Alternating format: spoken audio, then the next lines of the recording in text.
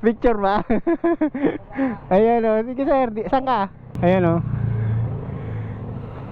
lagpas kalahati lang pinalagay ko para hindi siya masyadong marami, kasi magkakaroon ng issue ang gulong kung masyadong marami ang sealant. What's up guys, tingnan nyo guys, oh, may thumbtacks. Tapos nung ko, tinanggal ko siya, nasingaw. Wala kasi itong sealant eh. Ayan, may sealant tayong dala, papakabit natin doon. May singaw siya eh, kaya hindi ko muna tinanggal para makaabot tayo sa vulcanizing shop. Wala kasi itong sealant guys, kasi hindi ako naglalagay. Maglalagay lang ako, kunwari ganito na, saka lang ako maglagay. Sa likod may sealant na yon, kasi nga nabutas rin yun, ang laki nga sa likod eh, kaya nilagyan ko ng sealant. Tara, let's go. Palagay nyo guys, okay ba pag ang gulong may sealant? Okay ba yung may sealant sa nagulong or wala? Ako okay naman sa akin may sealant, basta alam mo lang kung kailan mo nilagay para malaman mo na expired na, kailangan mong palinisan, ganon. Kasi na-expired yung sealant, tumitigas.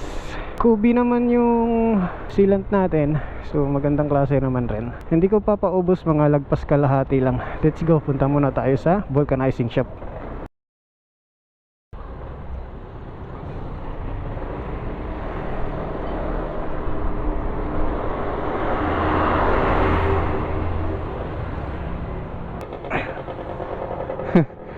Magpapakabit lang ako ng sealant kasi may thumbtacks. Ito oh. Pag tinanggal ko may isingaw eh. May dala ako sealant. Ito yung kumakin ko, nakapunta ka pala lang, Kamso sa Bula. Sa Bula daw, nakita ka daw niya doon. Oh? Nagkartiyan yata yun. Ah. Di ba yung daw natin niya eh.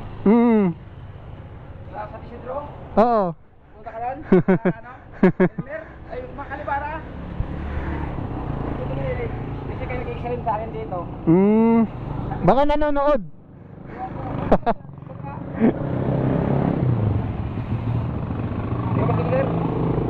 Iyabas ko. Mga 3/4 lang, siguro lagpas kalahati, ganyan. Kalahati na lang din. Pwede ba? Kalahati na lang? Sige.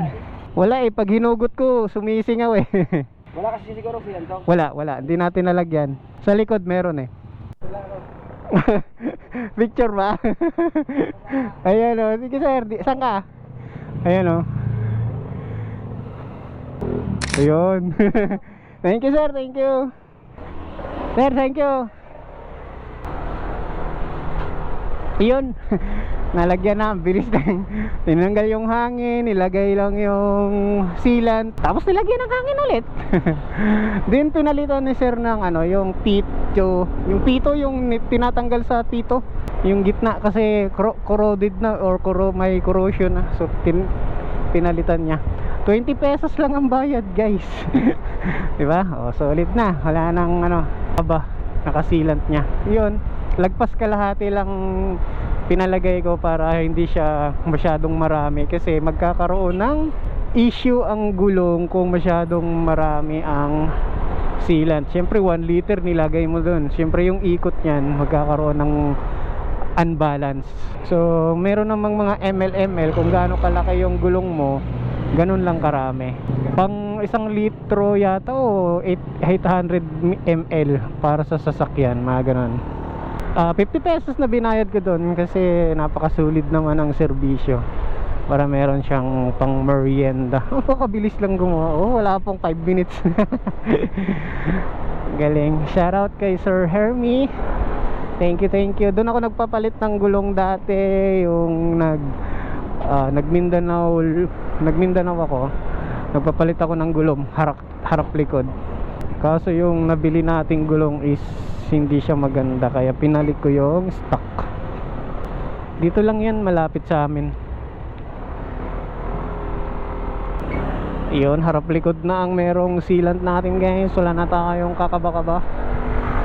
So yun, may technique na naman kayo, may idea kayo na huwag nyo ubusin yung isang buong sealant kasi magkakaroon ng unbalance sa ating gulong. Yung saktong-sakto lang. Kung hindi naman masyadong malaki yung butas, tamang-tama lang.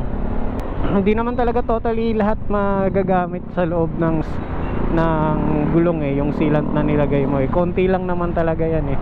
Yun nga eh, nung nilagay niya, napaka-konti lang lumabas na sealant. Chik! Gumanon lang ako. Chik! Tapos na-seal din ah. Ganun lang kano. Tansyahin nyo lang. Kung malaki gulong nyo, ganito kalaki, siguro lagpas kalahati. Pag napakaliit naman, mga kalahati lang. Or wag kalahati, ganun. Tansya lang para hindi makompromiso ang wheel balance. This is Grip Moro. Sana meron na naman kayo natutunan sa ating paglagay ng sealant.